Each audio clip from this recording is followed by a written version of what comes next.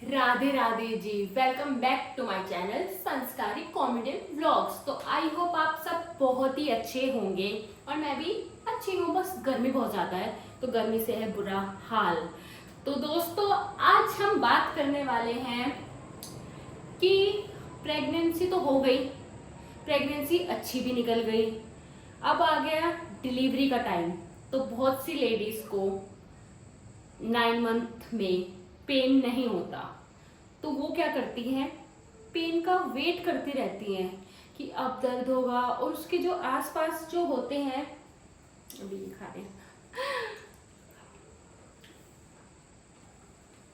उसके जो आसपास औरतें होती हैं जो बहुत इंटेलिजेंट होती हैं, नॉलेजेबल होती हैं, वो उन्हें ज्ञान देती हैं कि दर्द तक वेट करो, इंतज़ार करो, हो जाएगा दर्द, दर्द होगा तभी जाना चाहिए, नहीं तो डॉक्टर जो गायनी है वो ऑपरेशन कर देगी, वो पेन इंड्यूस करके आपको बच्चा करेगी, अभी रुक जाओ, दर्द का वेट करो, नेचुरल वेट होने दो, नेचुरल पेन होने दो, सॉरी।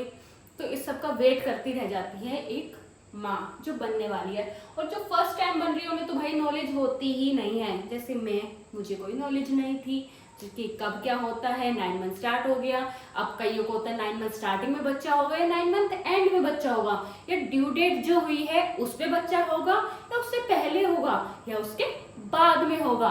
तो ये सारी चीजें कौन बताएगा आपको?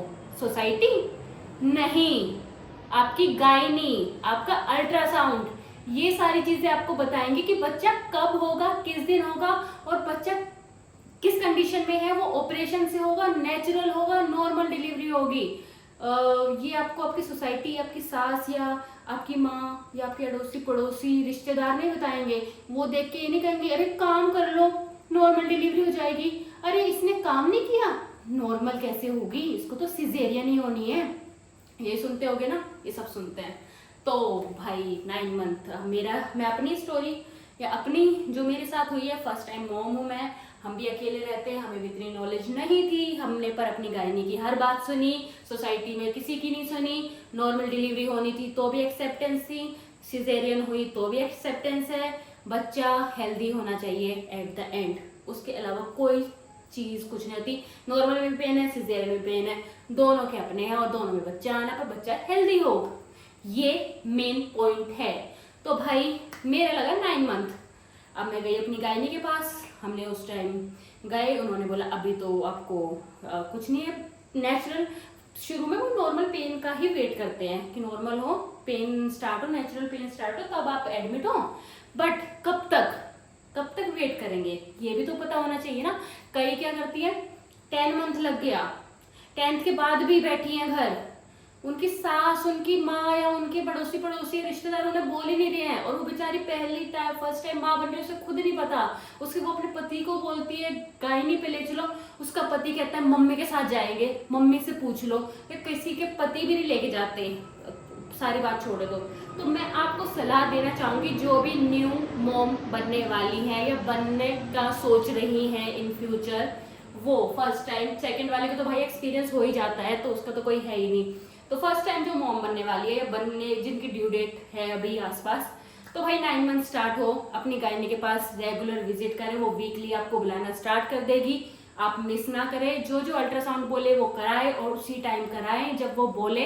एक दिन आगे 2 दिन पीछे ये मत करिए, क्योंकि ये बहुत ही सेंसिटिव टाइम होता है 9 मंथ जब स्टार्ट होता है, क्योंकि उसमें एक एक दिन, एक एक मिनट, एक एक घंटा बहुत मायने रखता है। बच्चे की पोजीशन, बच्चे में जो लिक्विड होता है, जो कहते हैं पानी जिसमें फ्लूइड होता है, उसमें बच्चा सरवाइव करता है पेट के अंदर, तो वो कम होने लगता है 9 मंथ से। बल्कि मेरा बढ़ चुका था, मेरा बढ़ गया था, तो इसलिए मेरा जो बेबी वो 10th मंथ में हुआ है, मतलब 9 मंथ बिल्कुल एंड था, 10 मंथ स्टार्ट हुआ नहीं था, 1-2 दिन में हो जाता, बट मेरे 9 मंथ एंड में, मतलब 10th ही लगा लो, स्टार्ट नहीं होता, 1-2 दिन बचे थे।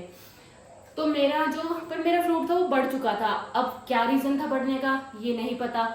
इसके लिए मेरी गायनी ने मेरा एक टेस्ट कराया ग्लूकोज वाला, शुगर का, कि कहीं तुम्हारा शुगर तो नहीं बढ़ा। अगर शुगर बढ़ा है तो फ्लूड बढ़ जाता है, कई बार नेचुरल भी बढ़ जाता है, कि आपका डाइट अच्छी रही है तो भी फ्लूड बढ़ सकता है।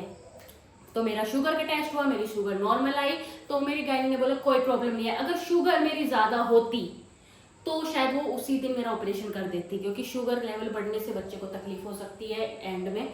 तो इसलिए उन्होंने मेरा चेकअप किया। फ्लूइड ज़्यादा था मेरा, 18 कुछ था, शायद से 18 या 19 हो गया था, जबकि 11 या मतलब 11 से कम होना चाहिए, 10 या 9 पे आ जाना चाहिए था, पर मेरा 18 हो गया था। बट मेरा चेक करा वो नेचुरल था। क्या कहते कई बार डाइट अच्छी हो या कई रीजंस हो सकते हैं, इससे कोई प्रॉब्लम नहीं, बस शुगर नहीं होना चाहिए, क्योंकि शुगर की वजह से बढ़ा है तो ऑपरेशन हो जाएगा। तो ये बात पॉइंट नोट कर लीजिए आप बिल्कुल ध्यान से। तो फ्लूइड का पूरा ध्यान रखते हैं, अल्ट्रासाउंड में सारी चीज़ें चेक होती है, बच्चे का वेट चेक होता है। बच्चे का वेट ऑब्वियस ज़्यादा है तो सिजेरियन होने के चांस होते हैं। बच्चे का हेड कहाँ पे है, इससे भी होता है। बच्चे के गले में ओरनाल जो देखी जाती है, बहुत सेंसिटिव पार्ट होता है ओरनाल, क्योंकि बच्चे के गले में नोट कर देती है। मेरे जो नोट थी वो एक थी, पर एक वो कह रही थी नॉर्मल, उस एक नोट में शायद नॉर्मल डिलीवरी हो जाती, मेरी गायनी बोल रही थी। तो मेरे एक नोट थी, पर 2-3 नोट भी हो जाती है, जिससे बच्चे को सफोकेशन होने लग जाती है, ब्रीदिंग में प्रॉब्लम होती है। 1 सेकेंड, एक कांच रो रहा है, कांच रोने लग गया था भाई, वो चुप अभी रो रहा है, आवाज आ रही होगी, अब उसके पापा संभाल रहे हैं। तो मैं कहाँ थी, भूल गई। माँ बनने के बाद थोड़ी मेमोरी भी कम हो जाती है भाई, कभी सोचो बढ़ जाती है, बढ़ नहीं जाती, पागल हो जाते हो तुम। तो फिर भाई क्या बोल रही थी, 9 मंथ स्टार्ट हो तो अपनी गायनी पे जाते रहे, अल्ट्रासाउंड कराते रहे, और जब भी बोले जो जो टेस्ट बोले वो कराइए, अपने घर पर सोसाइटी की बातों में बताइए। कई का क्या होता है, देखो मैंने जो एक सिचुएशन देखी उसका मैं बताती हूँ। उस बेचारी की सास उसको हॉस्पिटल लेके नहीं गई, क्योंकि उसको पेन नहीं हुआ, तो वो कहती रहेगी जब पेन होगा जब जाएंगे, अभी को जाना हो, डॉक्टर तो पैसे बनाते हैं, वो तो फीस ले लेगी, वो तो फीस ले लेगी, उसका क्या जा रहा है, वो तो फीस ले लेगी, दर्द नहीं होगा तो जाएंगे तो वो ऑपरेशन कर देगी, ऑपरेशन नहीं तो इंड्यूस कर देगी पेन। तो वो लेके नहीं गई, उस बेचारी का पानी कम हो गया था पेट में और उसका बच्चा नहीं रहा। तो भाई आप ये गलती मत करिए, बहुत इतना ज़िंदगी भर एक अपने आप को दोष देना कि मैं चली जाती, सास की बात ना मानती, सोसाइटी की बात ना मानती, पड़ोसी अड़ोसी रिश्तेदारों की बात ना मानती तो सही रहता। तो ये सिचुएशन होती है, रियलिटी है ये सारी चीज़ें, तो आप इसको मजाक में ना लीजिए। अपने जब भी गाय नहीं बुलाए जाइए, पैसे बना रही है ऐसा कोई नहीं होता, कोई पैसे नहीं बना रहे तो यार बच्चा भी तो रो रहा है ना तुम्हारे, तुम इतने पैसे इतनी चीज़ों में खर्च करते हो, ये कहते हो अरे गाय नहीं पैसे लेगी, पैसे तो लेगी ना, वो देख रही है तुम्हें एक बच्चा भी तो मिल रहा है ना, तुम्हें पूरी ज़िंदगी की खुशी भी तो मिल रही है ना। तो आप ये भी सोचिए, खाली ये मत सोचिए डॉक्टर पैसा बना रही है, अपने बच्चे को, आप अपने बच्चे के लिए खुद जाइए।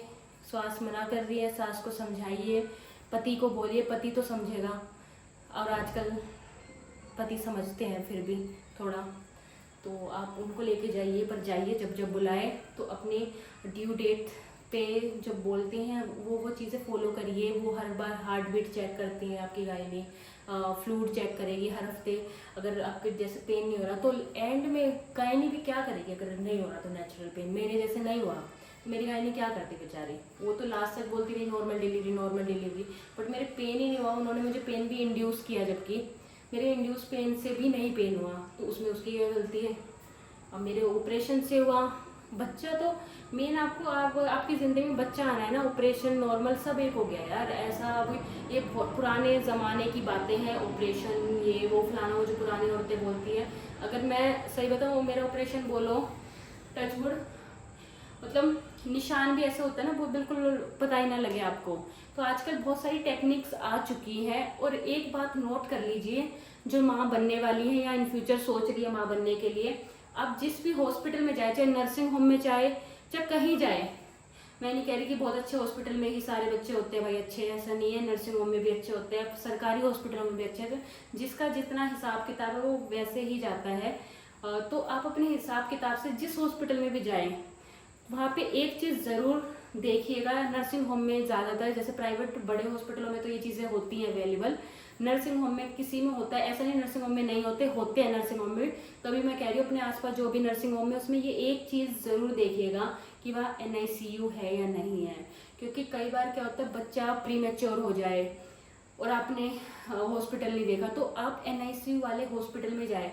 कई बार होता है बच्चा हो गया, सिजेरियन से हुआ, तो उसको ब्रीथिंग में प्रॉब्लम हो गई, क्योंकि वो बाहर एकदम से एनवायरनमेंट में आया, वो नेचुरल प्रोसेस से नहीं आया जो उसका प्रोसेस था।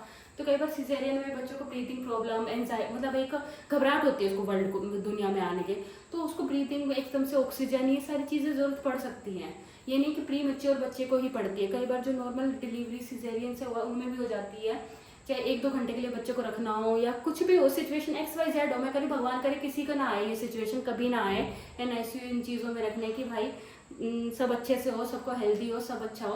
बट किसी को 1% आ भी जाए तो आप पहले से ही ये चीज़ देख के चलिए, जिसमें NICU हो वो हॉस्पिटल ज़रूर करिए, चाहे नर्सिंग होम, और सरकारी में शायद होते हैं, आप वो सरकारी हॉस्पिटल भी देख लीजिए जिसमें हो ये चीज़ें, सुविधा हो।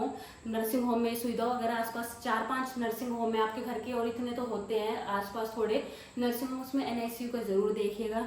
कई बार क्या होता है, जैसे मैं एक स्टोरी हमारे यहीं की है, एक नर्सिंग होम में एक को बच्चा हुआ, उसमें NICU नहीं था, तो उस बच्चे को फिर उन्होंने दूसरे हॉस्पिटल में रेफ़र करा।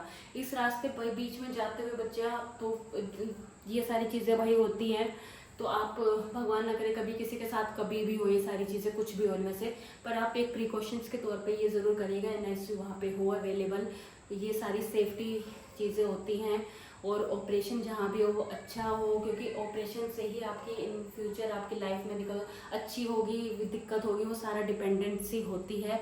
तो आप ये 2-4 चीज़ें रखिए, नहीं तो बहुत सी औरतें जान गंवा देती हैं इन चीज़ों में, क्योंकि बहुत सेंसिटिव चीज़ है ये, बहुत ज़्यादा सेंसिटिव चीज़ है। आप एक इंसान को दुनिया में ला रही हैं, बहुत बड़ी बात है, बहुत ज़्यादा बड़ी बात है, जो बड़ा होके हमारी तरह एक इंसान बनता है। सोचो ना आप कितना अच्छा काम कर रही है, एक इंसान को जन्म देना भाई बहुत बड़ी बात होती है। मैं खुद माँ हूँ, पूरी जर्नी देखिए आप, इतनी सी चीज़ होती है जब वो पेट में होता है, वो बच्चा बनता है पूरा, तो आप और आपकी ज़िंदगी भी बहुत मायने रखती है जो पैदा कर रही हैं।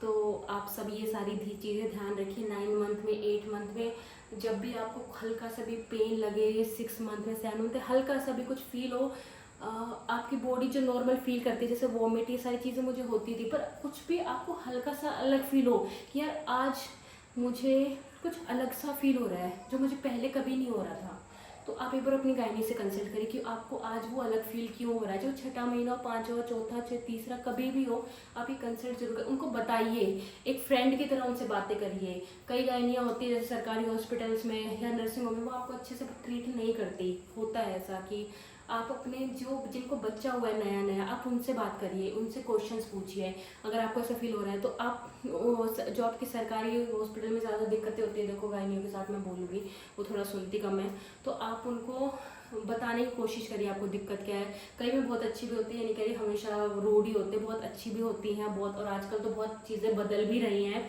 बहुत अच्छी अच्छी गायनियाँ जो हेल्प करती हैं। तो आप किसी से बात करिए, अपनी बहन से, अपनी फ्रेंड से, अपनी ननद से, अपनी भाभी से, जो भी आपके आसपास है उनसे पूछिए। अगर आपको कुछ अलग सा फील हो रहा है, अपनी गायनी पे जाइए। और सबसे बेस्ट तो देखिए गायनी, क्योंकि मुझे जो एक्सपीरियंस हुआ, ज़रूरी नहीं आपको भी वही हो, ज़रूरी नहीं तीसरे को भी वही हो, तो सबका अलग होता है। तो आप अपने हिसाब से देखिए जाइए, गायनी सबसे बेस्ट होगी।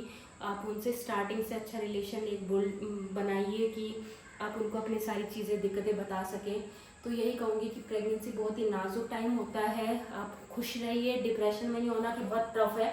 भगवान का नाम लीजिए, जिसको भी आप मानते हैं, अल्लाह, भगवान, जीसस, जो भी, वाहिगुरु, सबको जिसको मानते हैं आप उनको प्रे करिए अच्छे से, सब हो तो सब अच्छा होगा।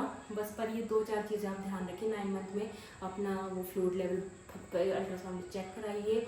आपकी ड्यू डेट से पहले आपको पेन नहीं हुआ, ड्यू डेट जा चुकी है, गायनी के पास फटाफट जाइए, उनसे पूछिए, उनसे चेकअप कराइए। वो जिस डेट को बोले उस डेट को जाइए, एक दिन भी ऊपर नीचे मत करिए कि आज बुलाया तो कल चली जाऊँगी, को नहीं, जिस दिन बुलाया उस दिन जाइए।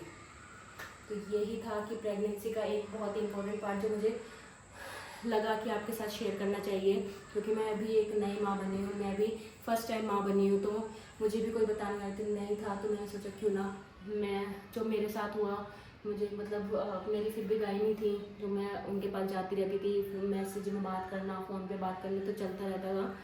तो मैं चाहती कि जो नहीं कर पा रही है चीज़, वो मेरी बात सुने और बस खुश रहिए और अपनी गायनी से सलाह लेते रहिए, उनकी बात सुनिए। अगर आपकी सास, माँ या कोई भी है जो कह रहे नहीं ड्यू डेट के बाद जब तक पेन नहीं होगा जब तक नहीं जाएंगे, वो ऑपरेशन कर देंगे, तो भाई ऑपरेशन भी कोई बुरा नहीं है। आप एक दुनिया में बच्चा ला रही हैं, ये बात ध्यान रखिएगा। आप बहुत अच्छी माँ हैं, आप ऑपरेशन के बाद भी वो आपको मम्मी ही बोलेगा, नॉर्मल डिलीवरी के बाद भी वो आपको मम्मी ही बोलेगा। तो अच्छे से रहिए, खुश रहिए और इस बात का ध्यान रखिए। जय श्री कृष्ण। आप कमेंट्स में मुझसे क्वेश्चंस पूछ सकते हैं। मुझे बड़ा एक मैं उस जोन में चली गई थी अपने कि हाँ यार, बड़ा एक फेज़ जो होता है अगर आप अकेले तो बहुत ऊपर नीचे होता है, टफ होता है। बट आप मुझसे कमेंट्स में क्वेश्चन पूछ सकते हैं अगर आपको कुछ पूछना है तो यही कहना चाहूँगी। राधे राधे, जय श्री कृष्ण।